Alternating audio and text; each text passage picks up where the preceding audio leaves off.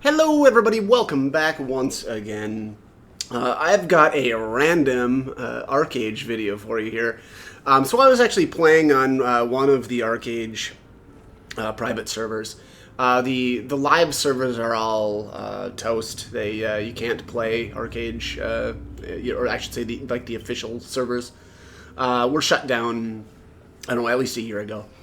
So you can't actually play Archeage unless you're going to play on a private server. So anyways, I was messing around on this private server, and I just kind of wanted to more honestly preserve the memories I had of what I think is the best instance in the game, and that's the Hereafter Rebellion. It's got kind of a fun backstory and some good lore if you're into that sort of thing. Not actually super big on that, but it is actually kind of interesting. And so I wanted to just kind of again preserve my memories of probably the most fun thing for me in this game, which is kind of funny in a PvP based game to generally think that the best instance was a solo PvE instance, but it is what it is. All right, so down at the bottom there, and what I do every time that I come into the Hereafter instance is I run up to the top of those stairs, and then I look down into the left, and that'll give you a good view on whether or not there's a soul down there. So basically, Hereafter Rebellion is all about gathering these souls, and then basically converting those souls into your what they call the living army. And so the first thing I do is I look down there just to see if there's a soul there. There's basically 3 randomly generated souls. There's 2 unprotected static souls, and then there's a bunch of other like guarded souls. The guarded ones don't really matter because you just need to plow through the enemies to pick them up. But the random ones at the beginning, well, I should say that just the 3 random ones. I'll point out the different spots that they're at. But again, one of them is just down to the left, right after the gate. Now, also the gate. Back quite a few years ago, you could actually kind of cheese your way through that gate. I don't know if you still can, but if you can, that would shave like a minute off of your time, which would be really good. But I've never done that, and I don't know if that's actually something that you can still do or not. And here this is a great start, I should say. So. The enemies that you see will also be somewhat random, right? There's archers, there's warriors, and then there's harpies. The harpies are the healers. Now this group here has harpies in it. The reason why that first group was so good was it was 3 warriors and then 2 archers. The reason why that's so good is because when you walk up there, the 3 warriors will all be basically dead, and you just go up and just smoke them really quick, and they're done. Here's another one of the random souls. So that's located, right after that second pack, and then on the way down to the Hellhound. And so again, this is probably one of the best starts that you can ever even get. The only thing that would probably make that better was if that second pack didn't have harpies in it. But here I take Eltare down. I should say, and also, you want to summon, or I always summon Eltare right away.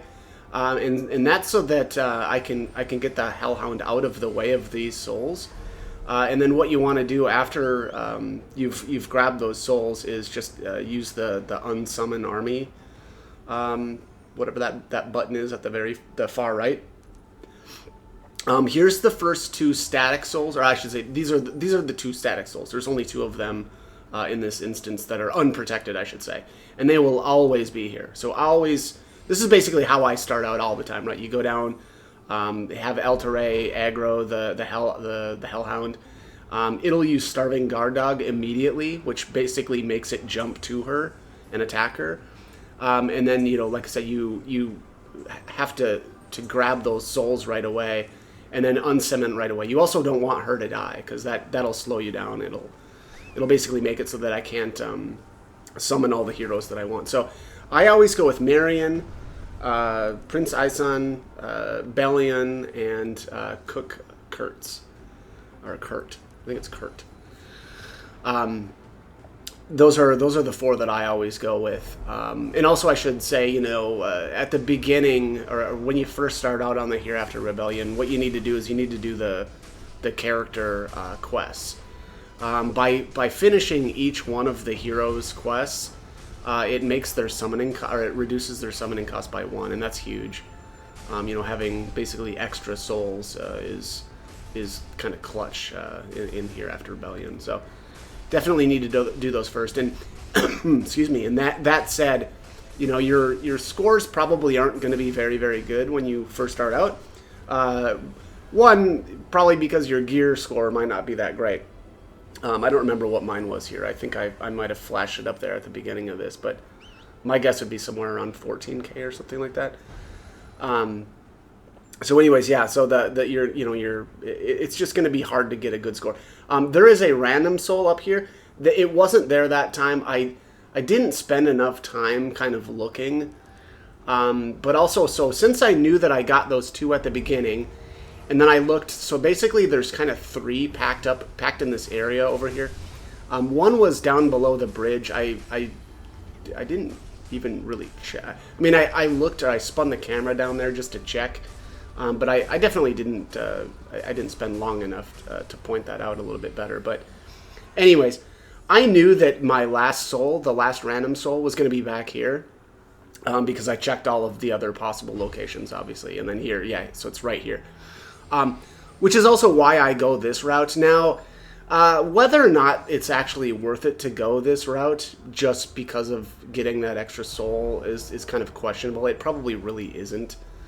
But I just did that anyway, and that was really kind of just to show you the 2 different routes that I would take. Really, this route is only necessary if that last soul was right there. There's no other time. There would be no other reason for me to go this route instead. And I've got another clip after this is done, and I get my, or after I finish this round, I added another clip in that's got kind of my normal route. So we'll get to see that next. Actually, so back there, the previous 2 packs sometimes have harbingers in there. I didn't see them this time around. That's another kind of random thing, and if you don't get harbingers, that's actually really, really good. They're annoying. They'll do an ability called Corrupt Insulating Lens, and if you can stop them from doing that, and it doesn't take much. You just need to have or I use my stun to do that, but that's a huge deal. You do not want them to cast that because that'll waste a lot of time. There, I failed on my whatever that, I always forget the name of that skill, but collision in this game is very, actually quite frustrating. I think it's one of the more annoying things about the game. In some aspects, like I think that they could have left it on things like the vehicles, but character collision is a major issue. Anyway, so this at this point, these enemies here, this is kind of where I would actually start out after doing that first catapult. I would actually come down here, but again, because of where that soul location was at, I didn't. The reason, though, also why I think that maybe this route probably isn't that great anyway is because like this pack here and then the following one are so easy, and so you just rip through these anyway. And so, running around and doing that other route probably isn't worth it at the end of the day. Just because I don't know that you really need it. I think you're probably going to be just fine if you're kind of 1 soul behind for, I don't know, what does it end up being, like 3 or 4 packs, something like that. Anyways, also I should say, like general overall strategy. So when I played years ago, I was actually trying to do like a bunch of archers with Eltare, and I never really liked that. I didn't have that much success. Well, I mean, eventually I did okay, but I actually don't think that's. I mean, I definitely liked this better. So what I do is I summon a bunch of elf warriors, and then I've got Bellion, which Benro, I don't know how needed Bellion really is, but it does say that he does automatic attacks. He does have an ability that allows the elven warriors to counterattack. And it's possible that I just didn't utilize that as well as I could have, but you can see I don't even know that I've used it once yet this round. And maybe that's better when your gear score is low or something, I don't know, or at certain points. But anyway, so yeah, I do a lot of elven warriors. So I do I do probably 4 right away, and then I think I start summoning the Elven healers in. And then, you know, once I've got probably like 6 healers or so, then I'll sometimes I summon warriors again. But excuse me. But yeah, that's, oh, here I went the wrong way. Yeah, so I kind of messed up my, yeah, that's all right though. Because I get so used to going the kind of like the same, or the, yeah, I guess my normal route, that I kind of started doing that again. And then up here, this pack, there was a while when I had low gear score where I wasn't even doing this pack, and I would just move on. There's a Harbinger in the back there over by the soul, and here I actually did a really bad job. I should have had him targeted, and I think that this was just kind of early on before I, you know, kind of developed my strategy a little bit better. But there, you can see now all of these enemies have that shield on them. I mean, I kind of melt them anyway, but ideally you don't let the Harbinger get that skill off. And I think on the next pack I actually do. Also, these 2 packs, actually, so it's this pack and then the following pack that I do, it's actually really dangerous. There's a, it's really easy for your characters, like Kurt, to knock the enemies into the next pack, or if the enemy just runs into the next pack, right? Like if there's an archer or a harpy or something that's kind of retreating from you, they'll retreat down into the other pack, and then you're probably just screwed. Sometimes you can unsummon your entire army, and then you can just resummon, and then everything kind of will be okay. But most times it won't work out that way, and you'll get really screwed.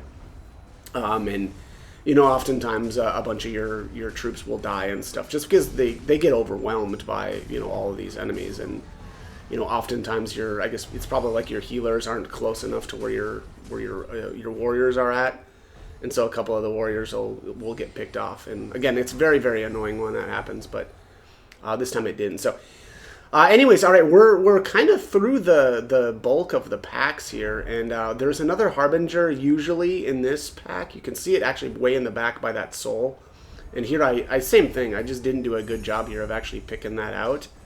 I'm not really sure why. I guess this was... Oh man, am I going to die here? Oh wow. Yeah, I almost ate dirt. 3 elven warrior, or 3 warriors at a time, taking on 3 at a time. Not good. Not good at all. And yeah, you can see there he got the shield off. So again, not really sure. It's kind of weird now watching. I mean, I guess this is kind of an older. Yeah, what my EXP is 35%. Yeah, this is kind of a while ago then.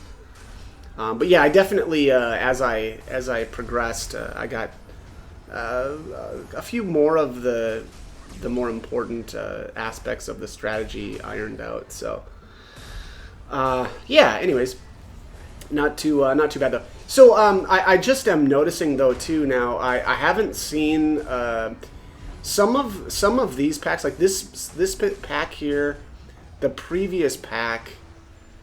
For sure those 2. Sometimes there's a tower, and the tower means that it'll summon more enemies in, but also I guess the kind of the benefit is sometimes you'll get some items from it, like is it the sunlight?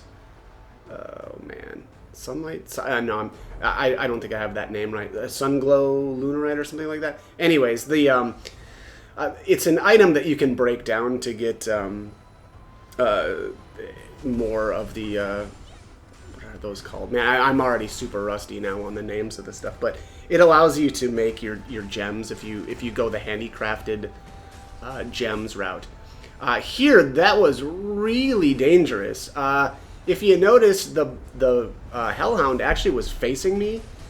The problem for me, and it may not be the case for everybody, but for sure for me, if he hits me with Starving Guard Dog, I die. Like it's very, very rare, because I think the only time I ever survived that was if I evaded.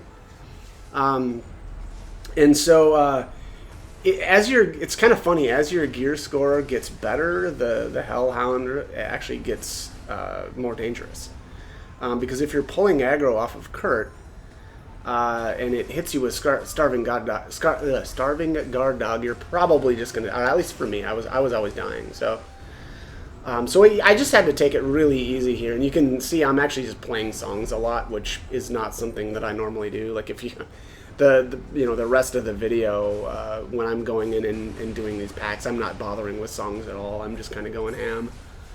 But yeah, I mean that's basically it. The Starving Guard Dog will have what is this thing called anyway? Well, whatever. I always call it the Hellhound.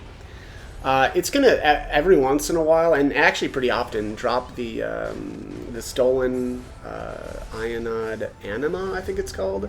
I never ended up using that, but I think that's for one of the rings, maybe like the Hiram ring.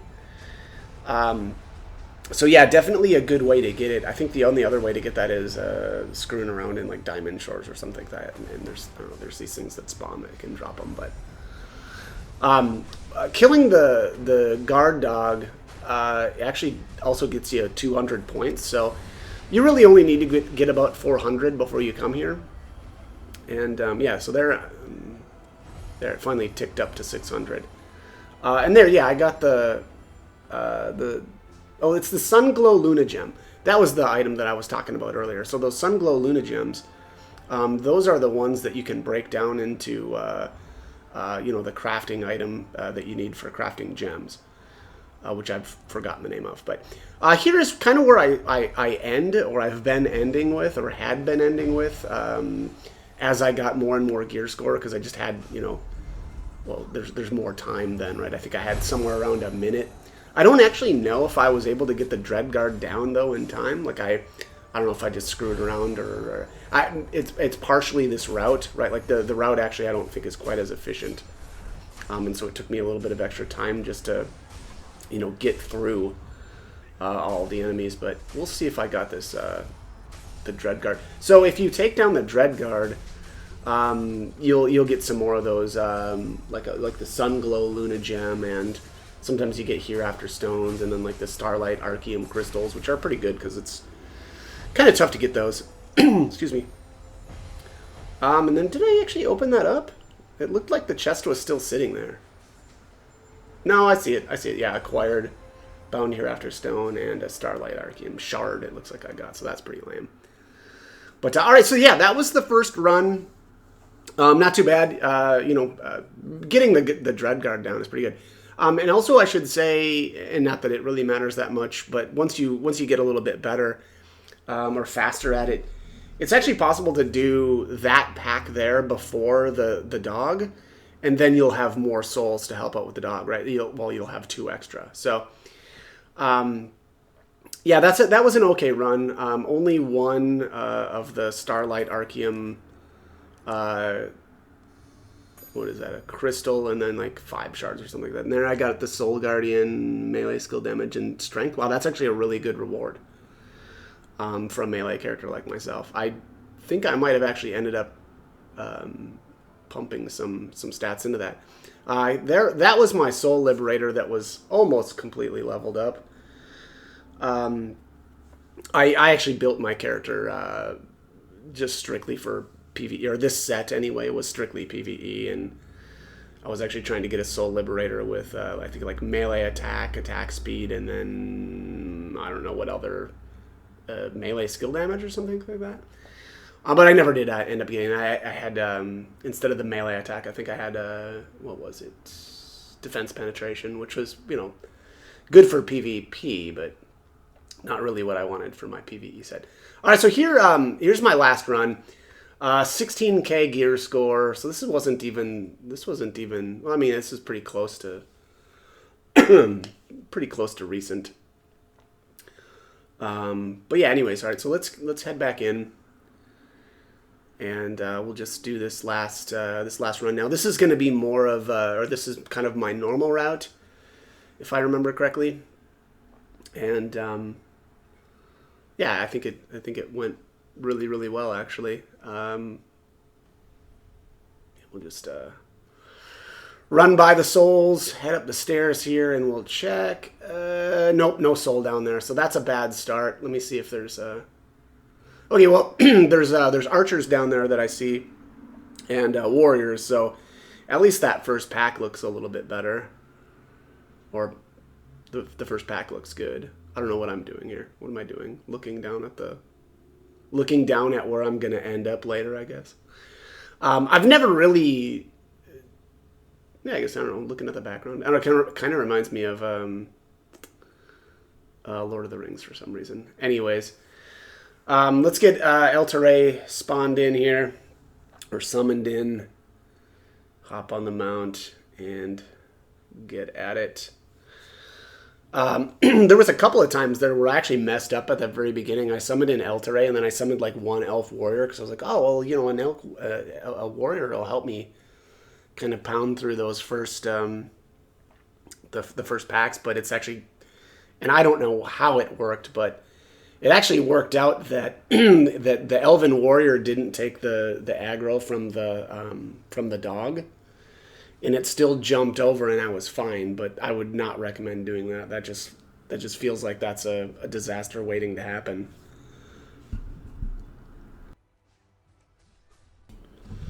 All right, so moving on to the second pack here, and this one ended up being really good too. So there's another. It's basically 2 archers and then 3 of the warriors, and you can see there. I mean, those 3 warriors just melt right away because they're, you know, so low on health.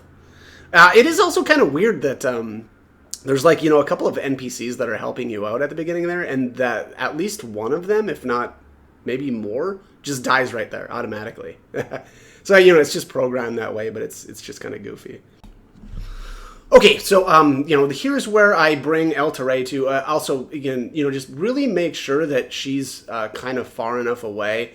You get the feel for it eventually, but you just gotta really make sure that she's not too close to the dog, because if she's too close, she's not then far enough. I'm sorry, then the dog doesn't jump far enough away from the souls. I also did try...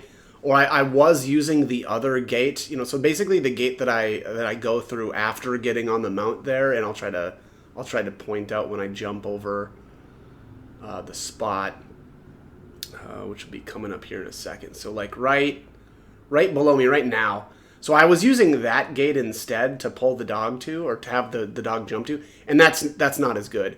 It's just because of the location of the souls, right? So what I'm really doing there is putting the dog in between my character and the souls when I basically aggro it with Eltaray, and that's just right so that it jumps away, and that's the maximum distance away from the souls. Because if you use that other gate, it's oftentimes just too close, and that'll just completely screw you.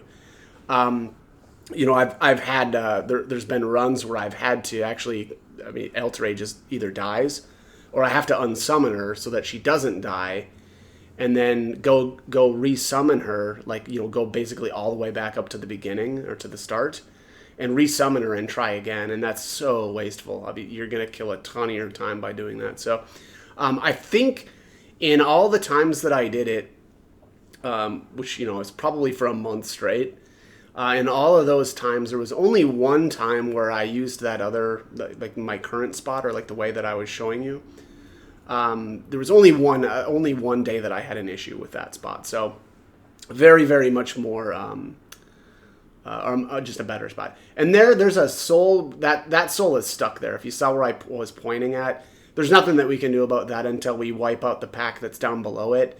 And that's a real shame. So, honestly, I got really boned here in terms of soul. Okay, actually, this is probably... Is this the worst? I don't remember. I don't remember if I've only got one of the random souls so far, or if it was 2. We'll see. But yeah, really, really bad location for those souls. Especially that last one there. You know, that's up on that up on the stairs up there, because there's just no way to cheese that. And that pack below it is pretty big. And so, you know, that's not something that I would try to, I wouldn't try to get that soul early, right? We're just going to have to basically plow through all this stuff, you know, one, or I don't know if this is technically 2 souls down. I didn't see if, you know, how many souls I had got prior to this. I don't remember. Anyways, not that important.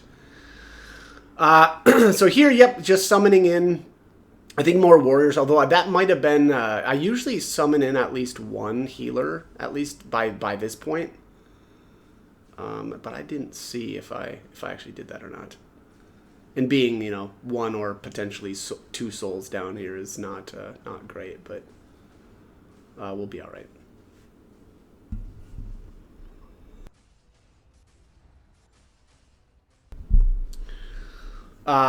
Here, there's also a lot of times where, especially at lower gear scores, I would just die here, and it's mostly because I was going too ham.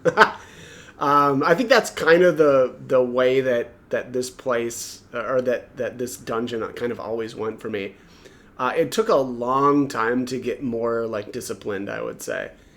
You can't just zip in and go ham on every single pack. At least I couldn't. I'm sorry, with the gear setup that I did, and I actually just don't really have great stamina.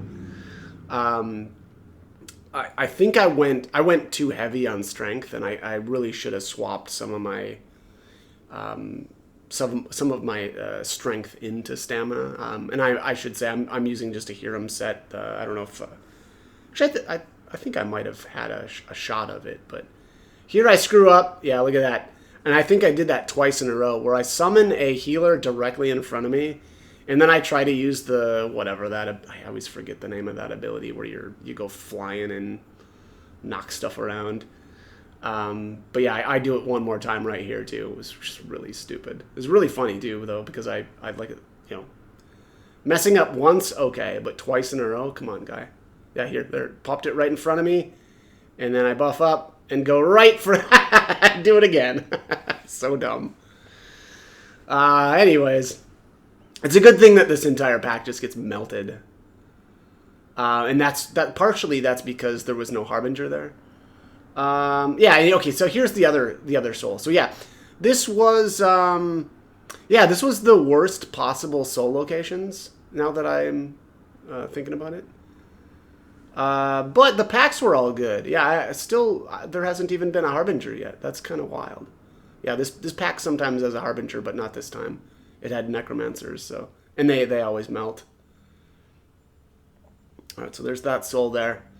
Next up, though, this one, oh, and there's a tower here. So this is actually good in terms of like getting kind of extra items, but bad in terms of like, I guess, kind of difficulty. And there, I get him stunned. The Harbinger is always kind of hanging out there in the back by that soul. And that's generally how I handle them, right? I target them before I aggro everything, and then I just run right through, and then and throw the hammer at them to get them stunned. And that's usually all it takes, right? Then I just smoke them. Man, here I'm getting crazy low on health. Wow. Sometimes the elven healers aren't doing a real great job of keeping me alive. We'll just put it that way. But yeah. Anyways, so you know the times where there's towers here, I actually like it because you get more of the items. And yeah, so I got a Sunglow Luna Gem there and a Starlight Archeum Shard. Which, you know, again, the Starlight Archeum stuff, that's for kind of like you get it for breaking down accessories and stuff. And that stuff can kind of get tough to get a hold of. There was another Harbinger, and I did the same thing. So I target him, you know, before I aggro the pack, send everybody in on it, and then stun it right away. And then here, the nice thing was there was no tower here. Well, nice again in terms of like it's just easier, but I do kind of like seeing the towers because I like getting the extra items.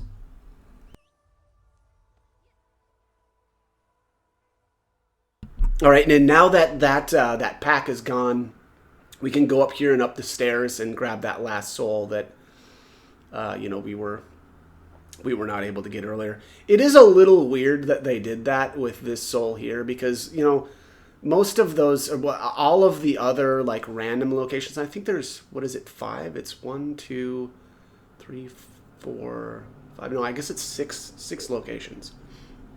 All of the other locations, you actually don't have to fight anything to get that soul, but that specific spot you do. There's just no way around it. So yeah, a little weird. I'm not really sure why that's the case or why they did it like that, but But yeah, unfortunately, that just means that the game, or I should say, this instance, there's a little RNG to it, right? And you can kind of get boned just by kind of having bad luck. But yeah, anyways, so no tower here either. Sometimes there's a tower here, but not this time. So we're just, plowing right through. Oh, looks like there's a. Oh, was I able to grab that soul even though? So also, I don't know if this cavalry thing is supposed to be here or if that guy came from up top. I'm not sure on that. But that has happened before to me where there's been a cavalry unit there, which something tells me that's actually kind of a bug and that came from up top. Because I don't know that I've ever seen the cavalry there. Right? Oh, also, so when I'm kind of right before I aggro the dog, what I'm actually trying to do is run by it, kind of run behind it, and then like I'm kind of watching where all of my troops are at, and I want them a little bit more spread out. The problem is the dog does like a fire breath, and here, did I get aggro? Yeah, I did. That was almost me dead. Anyways, the fire breath does it's basically a frontal. I don't know if it's a frontal cone, but he does damage to the front of him. For sure. I don't know if he does it. Maybe it's an AoE.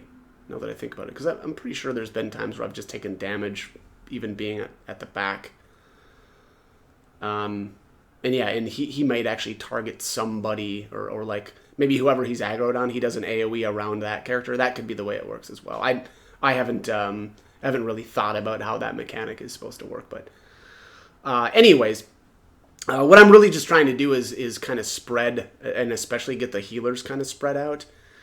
And then there he does I forget the name of the skill, but it picks 3 characters up. Sometimes I get targeted. I want to say maybe this time I got targeted once. And it just makes you, you can't do anything while that's going on, which is really annoying, but yeah, I don't know. It's whatever. There's fire breath. Yeah, I'm taking damage there. So I don't know. It's definitely not just a frontal thing. Oh, there I got aggro. He's rampaging on me. Okay, actually he's not. I didn't realize something happened where like it looked like Kurt got pushed or something or changed positions because I thought I had aggro there, but I didn't. I was watching the aggro meter there and Kurt had aggro the entire time. I actually thought I was dead there because he was facing me and he was doing rampaging, starving guard dog. And I thought I was toast, but like I said, Kurt didn't actually lose aggro. So anyway, so here I'm just going to do the same thing that I did in the previous clip. You just come up here and I actually, you can see that I had 2 minutes 40 seconds. I could have done this pack before I did the dog and just had a little bit of extra power there. Here I see 1 healed soul. Also, this pack here specifically, I like to send the pet in first. It looks like I might not have done that this time. And for that reason, though, right, I actually don't mind if the pet dies because I usually do the thing where it's going to reflect damage. So I just hit that and then, I guess I've got it active at all times. But the idea there is to have all of these enemies attack the pet, which he'll reflect some of the damage, but also it saves your army, right? Because if you just send your characters in, oftentimes like an elven warrior will run in there first and just get stomped by all these. Also, there is a harbinger in the back of the pack that it actually took me quite a while to kind of notice it. And actually, so now, or well, when I had done this more recently, I started actually targeting that first and getting it stunned, and that actually made that pack a lot easier. You don't want the cavalry and that dread guard having that shield on them. And then here I'm just screwing around. I was never able to get any of these catapults down. It's kind of weird. The catapults are actually, like, it's even similar to the first catapult, right? At the very beginning there. They actually do summon more enemies. And maybe that's a strategy, right? Like if you skip the dog or something, you could maybe come down here and try screwing around with the catapults because you'd have more time. But I always came here last, and so I was never able to.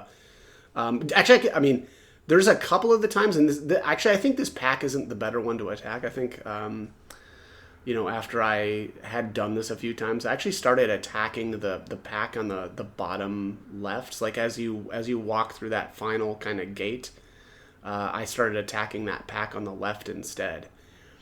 But that's pretty much it.